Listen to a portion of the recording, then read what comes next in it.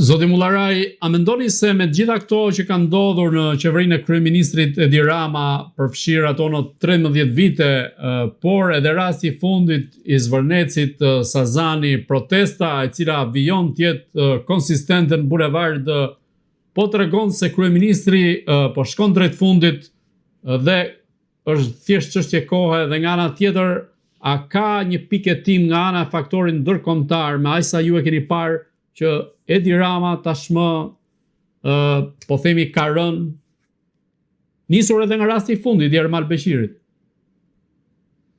Shiko, duke mbledhur gjithë historikun e 13 viteve të zhvillimit të pushtetit të Edi Ramës, do shikojmë se ngriti një sistem mbi vjedhje, mbi korrupsionin dhe mbi pavësi.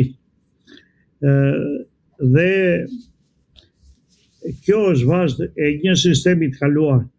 Do thosha unë dhe të Berishës me shok, të cilët që nga 92 që deri më sot nuk arritën që të vënë një shtet demokratik, një shtet ligjor, ku të funksionoj ligji dhe jo misia, pavësia, korrupsioni dhe vjedhja.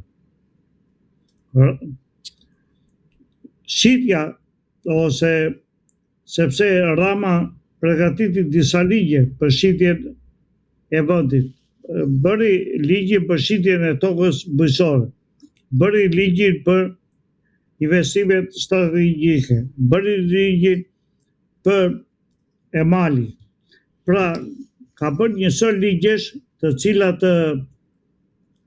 me ngritjen e popullit dhe të masës qytetarëve tregojnë më së miri që këto ligje nuk i shërbenin kombit shqiptar. Këto ligje, duke dalë jashtë konturit të kufirit shqiptar, u njohën dhe nga Bashkimi Evropian. U njohën nga Bashkimi Evropian, u njohën dhe nga Parlamenti Evropian, u njohën nga Këshilli i Evropës. Dhe ata erdhën vetë një pjesë e tyre, një delegacion i cili pa jo vetëm protestët në shesh, por pa dhe kërkesat që kishte çdo shtetas shqiptar, pa dhe mashtrimet që kishte bërë kryeministri ndër gjithë vite për sa i përket të Shqipërisë, dhe tregojnë më së miri që asnjë nga këto investime nuk mund të zhvillohen në Shqipëri. Të gjitha këto investime janë investime antikombëtare, sepse nëse vemi ke investimi i Zvërnecit, do shohim që dhe atje na doli prodhan një person i inkriminuar, një person i cili kishte shitur drogë dhe ishte marrë me trafik kokaine. Pra, kudo ku ka hedhur hapin për një investim, patjetër që atje ka dalë një person i cili ka një shkuar shumë të errët kriminale. Kjo tregoj sepse i gjithë sistemi ngritur nga Rama, por dhe nga Berisha para Ramës, ishte i sistem mbi korrupsionin, mbi vjedhjen dhe një sistem ideologjik, jo i sistem ligjor, ku të funksionojë ligji, ku gjithçka të bëhet transparente për sa i përket vendimarrjes. Populli është lënë në mëshirë të fatit për 36 vite dhe këtu ka sunduar vetëm dy figura, Berisha dhe Rama. Të dy kanë hequr në gjendë të Shina, e kanë masakruar këtë vend në vjedhjet e tyre dhe në korrupsion e tyre, dhe i gjithë populli ka ngelur po njësoj si vitet 92. Kjo tregon që ne kemi nevojë për një sistem ligjor, dhe të vendoset një sistem ligjor do mjaft punë, do mjaft organizim, do të një përgatitje profesionale, e cila tash po tregohet më mirë se kur që është një shoqëri e pjekur. Kemi një masë të popullsisë e cila sot është zgjuar, e ka hedhur poshtë frikën dhe po kërkon që të vendoset ligji. Prandaj them që Rama këto 13 vjet jo vetëm që ka vjedhur, por ka tentuar edhe ta shesi këtë vend. Ka tentuar ta shesi këtë vend sepse ashtu i ka bërë dhe një pjesë të ligjeve ku ka kërkuar Rama, nuk ka bërë vetëm këto 3-4 që ja bërë publike. Rama ka bërë shumë gjëra në kurrizë të këtij vendi. Rama e la këtë vend pa gazifikimin, sepse nuk mori pjesë në takimin që u zhvillua për të furnizuar me gaz Shqipëria. Dhe pse në Shqipëri kalojnë 213 kilometra lineare me tubacionet e gazit dhe ne nuk ishim në gjendje që të shfrytëzonim të gaz, të ndërtonim centrale e gazit, qoftë Vlorë dhe qoftë Fier, pra Rama i ka ngulur thikën më shumë se të gjithë ishte qeveritarët e tjerë të vendi. Pra ka kryer një vepër kriminale që nuk e di nesër kush do ta gjykoj, si ta gjykoj dhe me çfarë masash do përballet nesër kryeministri jon, sepse ka mjaft mëkate mbi krye.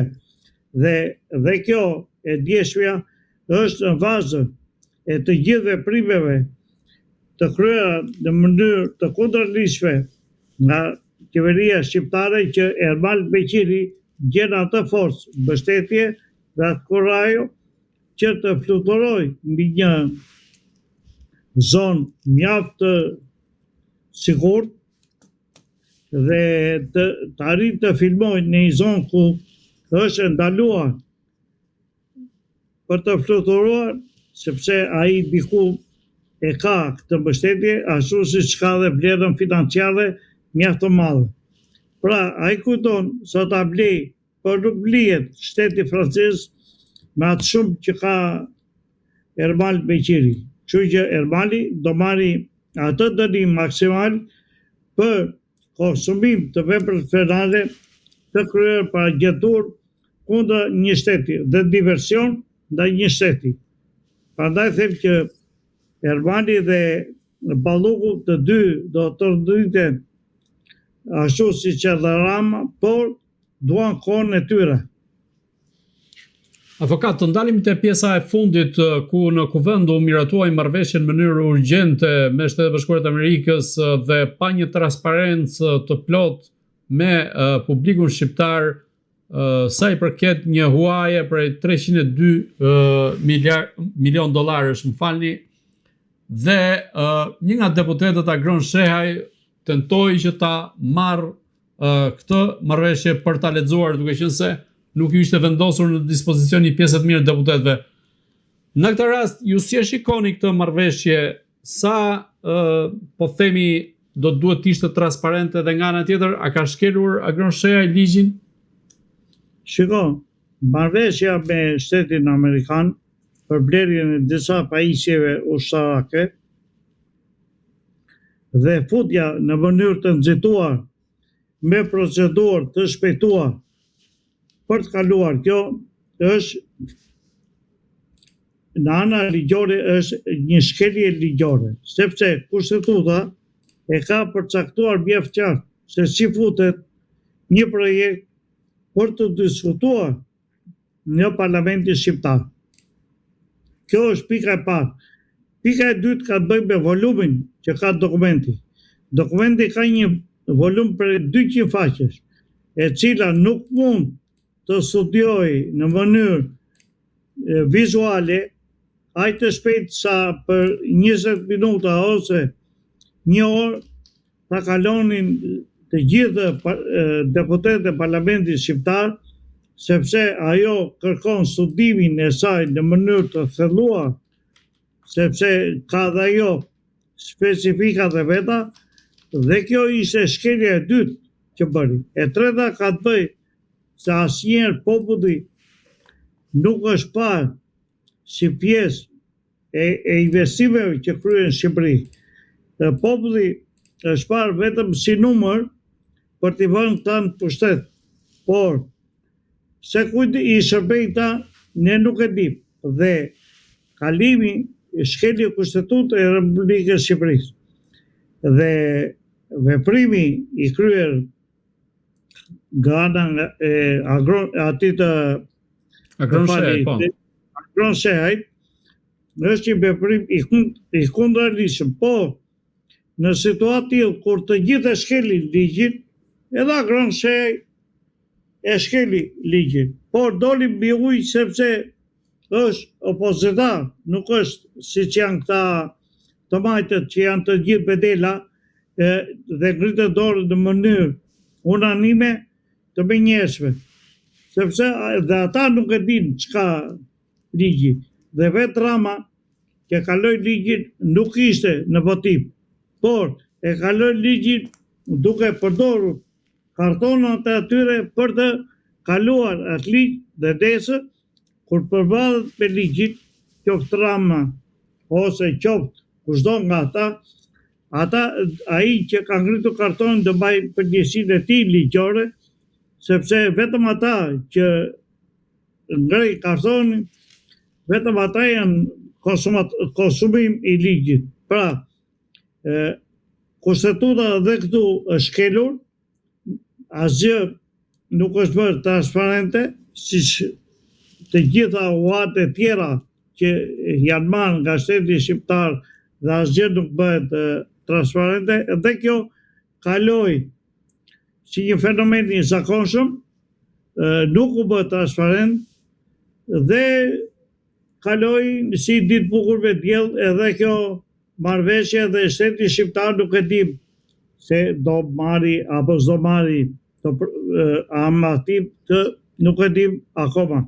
Dim vetëm që u firmos një marrëveshje, por do ven apo s'do ven ato lek ose ajo vlerë në Shqipëri, të nuk e dim, sepse të gjitha janë anonime, janë mistere, janë futur në rrugë pa krye dhe nuk e dim se kujt i shërbejnë në fund fare.